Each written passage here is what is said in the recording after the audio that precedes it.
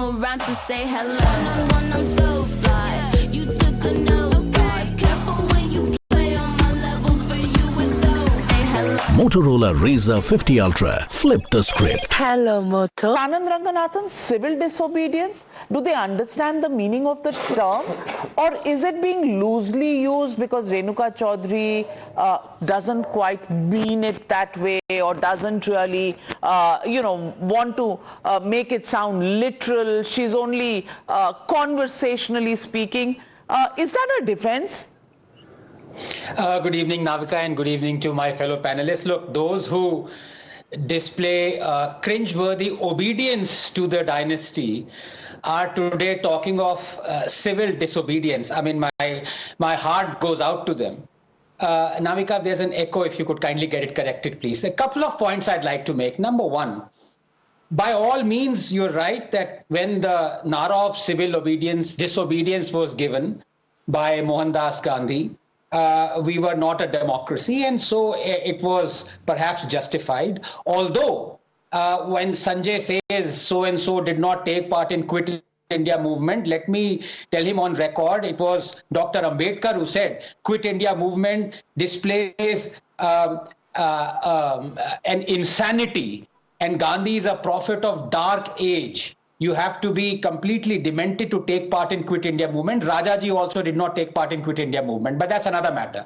And as far as RSS taking part in freedom struggle, I guess he wouldn't have heard about Hemu Khilani or Dada Saheb Chamar, but that's again another matter. I want to stick to what Renuka said.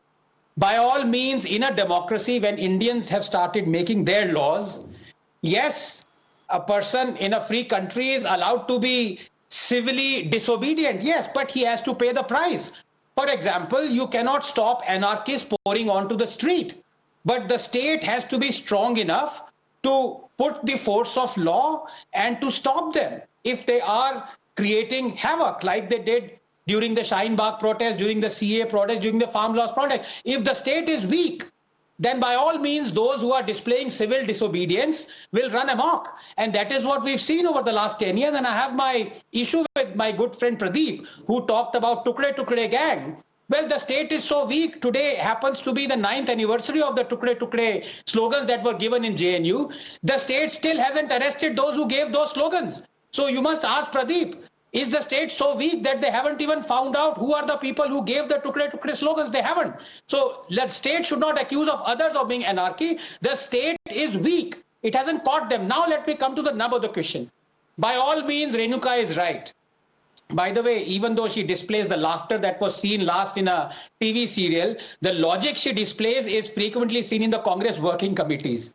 She talks of civil disobedience. She talks of parliament being disrupted. Who is disrupting the parliament?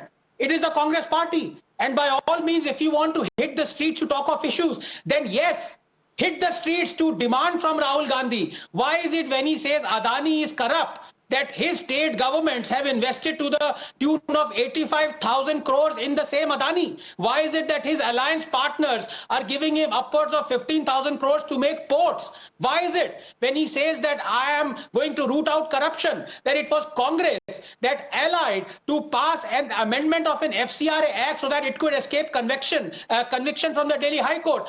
People should hit the streets because nobody dares in this Gandhi media, and the spokesperson don't come to your channel, Navika, because you're boycotted. But somebody needs to ask Rahul Gandhi, even though it could be an anarchist in the street, why is it when the 3 farm laws were in the election manifestos of the Congress party of 2019, why did he call them black laws and take a U-turn? Why is it that every time, Sanjay, I did not interrupt. I listened to you, whatever you said.